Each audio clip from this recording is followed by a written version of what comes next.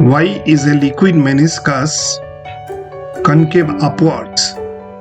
Why is a liquid meniscus which weights the wall of the container concave upwards?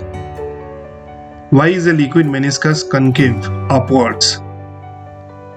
A liquid is placed in a container, or we can assume that water is placed in a glass container, and we can denote the direction of cohesive force. This is the direction of cohesive force. This is the direction along which cohesive force Fc acts. Here Fc is the cohesive force which acts at an angle theta with the wall of the container, and Fc is resolved into two rectangular components. Fc cos theta is acting vertically downwards, and the horizontal component of this cohesive force Fc is Fc sin theta. Fc sin theta is the horizontal component of cohesive force Fc, and Fc is a cohesive force acting on the molecule of water due to the other molecules of water at the point A. And we can denote, and here we can write what Fc is the cohesive force. Fc is the cohesive force experienced by water molecule due to the other molecules of water at the point A. We can denote the weight of that water molecule at the point A. Weight of that molecule at the point A. mg is the weight of the water molecule at the point E of liquid meniscus, and we can denote the adhesive force acting between the molecules of solid container and molecules of water. Here Fa is the adhesive force which acts perpendicular to the wall of the container and outwards. Ab is the liquid meniscus, and under the action of adhesive force, cohesive force and weight, and in this case the resultant of adhesive force Fa and the rectangular component of cohesive force, that means Fc sin theta, is Fa minus Fc sin theta. For water in glass container, Fa adhesive force is greater than the rectangular component, that is Fc cos theta, Fc sin theta. Fa minus Fc sin theta is the resultant force which acts outwards and perpendicular to the wall of the container. Here we can assume that Fa is greater than Fc sin theta, and the resultant of weight mg of water molecule at the point A and the rectangular component Fa cos theta which acts vertically downwards at the point E is mg plus Fc cos theta. So this is the direction along which the resultant net force which acts vertically downwards is Fc cos theta plus mg. Now to find the resultant of Fa minus Fc sin theta and Fc cos theta plus mg, we can draw a rectangle or parallelogram. We can draw this type of parallelogram. Along the diagonal of this parallelogram or rectangle, resultant of Fa minus Fc sin theta and mg plus Fc cos theta acts. The resultant is capital N. N is the resultant. N is the resultant of Fa minus Fc sin theta and Fc cos theta plus mg. And this resultant N acts at the point A of liquid meniscus, and we can denote the direction of Fa minus Fc sin theta along Ax and mg plus Fc cos theta along Ay, and the resultant N acts along Az. Under the action of this resultant force N, the liquid meniscus will be concave upwards, and this resultant N acts perpendicular to the liquid meniscus, acts in such a way so that this resultant acts perpendicular to the liquid meniscus or radially outwards, and hence so the liquid meniscus or free surface, that means the liquid meniscus AB, which will be concave, which will be concave upwards. So AB is a concave liquid meniscus.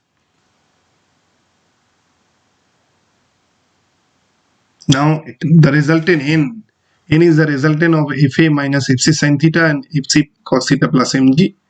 And here Fa is greater than Fc sin theta, resultant N acts along, the resultant N acts radially outwards. Let Fc be the cohesive force. Fc be the cohesive force experienced by a liquid molecule or water molecule at the point A, at the point A of the liquid meniscus AB, or the free surface of liquid AB, due to the other molecules of liquid. Here at the point, it should be at the point A. Fc be the cohesive force experienced by liquid molecule at the point A, and it acts at an angle theta with the wall of the solid container. It acts at an angle theta with the wall of the solid. Now Fa is the adhesive force experienced by the liquid molecule at the point A of liquid meniscus due to the molecules of the solid wall of the container. And this adhesive force acts perpendicular and outwards with respect to the liquid. And in this case, for the liquid which weights the wall of the solid container, adhesive force Fa is greater than Fc sin theta. That means adhesive force is greater than the rectangular component of cohesive force which acts in horizontal direction. Fc, cohesive force, acts at an angle theta with the wall of the container, and Fc is resolved into two rectangular components, Fc sin theta and Fc cos theta. Resultant Mg plus Fc cos theta acts vertically downwards, and for the liquid which weights the wall of the solid container, Fa is greater than Fc sin theta. Fa is greater than Fc sin theta. That's why the resultant of Fa and Fc sin theta will be Fa minus Fc sin theta, which acts perpendicular to the wall of the container and outwards. And under the action of these two forces, Fa minus Fc sin theta and Mg plus Fc cos theta, we get the resultant N, which acts radially outwards. Now Fa greater than Fc sin theta, that is the magnitude of adhesive force. Fa is greater than the rectangular component, is greater than the rectangular component, is greater than the rectangular component Fc sin theta of cohesive force Fc experienced by the liquid molecule due to the other molecules of liquid on the liquid meniscus AB, or a liquid which weights the solid wall of the container, the solid wall of the. Hence, there are two net forces Fa minus Fc sin theta and Fc cos theta plus Mg in mutually perpendicular direction, which act on the liquid molecule at the point A in mutually perpendicular directions, and the resultant of these two net forces, the resultant of Fa minus Fc sin theta and Fc cos theta plus Mg, the resultant of Fa minus Fc sin theta and Fc cos theta plus Mg is given by N, is given by capital N equal to root over Fa minus Fc sin theta whole square plus Fc cos theta plus Mg whole square. This is the resultant N. N is the resultant of Fa minus Fc sin theta and Fc cos theta plus Mg. And this resultant acts radially outwards with respect to the liquid meniscus. This resultant N always acts perpendicular to the liquid meniscus AB, perpendicular to the liquid meniscus AB, and it acts along the radius capital R of curvature of liquid meniscus AB.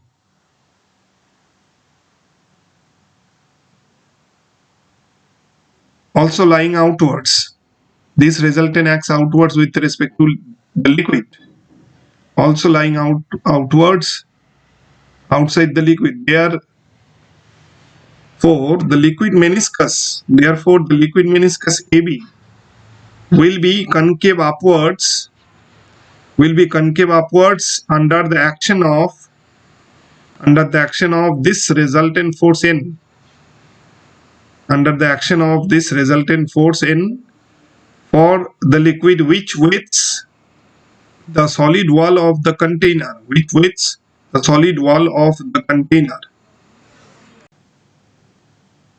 In the diagram, N is the resultant which acts radially outwards with respect to the liquid meniscus AB. The resultant N acts radially outwards and perpendicular to the liquid meniscus AB. This is the liquid meniscus which is concave and upwards. Under the action of this resultant N, liquid meniscus will be concave in nature and upwards. And this resultant N acts perpendicular to the liquid meniscus, also perpendicular to the direction of surface tension S. So N is the resultant which acts perpendicular to the liquid meniscus or perpendicular to the direction of surface tension S. In place here, therefore, the liquid meniscus AB will be concave upwards under the action of resultant N for the liquid which widths the solid wall of the container. We can draw the diagram again to explain. This is a container containing water or liquid which widths the wall of the container. A is a point at which the resultant mg plus fc cos theta acts. Fc cos theta is the rectangular component of cohesive force, and also at the point A, Fa minus fc sin theta acts, and the resultant of these two net forces is N. N is the resultant of Fa minus fc sin theta and mg plus fc cos theta. Under the action of this resultant N, this liquid meniscus AB, which was assumed to be a plane surface, and this plane liquid meniscus will be concave upwards under the action of this resultant N. And if we draw the radius of curvature of the liquid meniscus AB, this is the liquid meniscus which is concave and which is depressed downwards, under the action of this resultant N. Under the action of this resultant N, liquid meniscus AB becomes concave. This is concave liquid meniscus, or free surface of liquid, and it becomes concave due to this resultant N which acts radially outwards, and also this resultant N acts perpendicular to liquid meniscus, or this resultant N acts perpendicular to the direction of surface tension S, and also N acts perpendicular to the liquid meniscus or concave liquid meniscus. Hence, we can say that for the liquid which widths the solid wall of the container, liquid meniscus will be concave.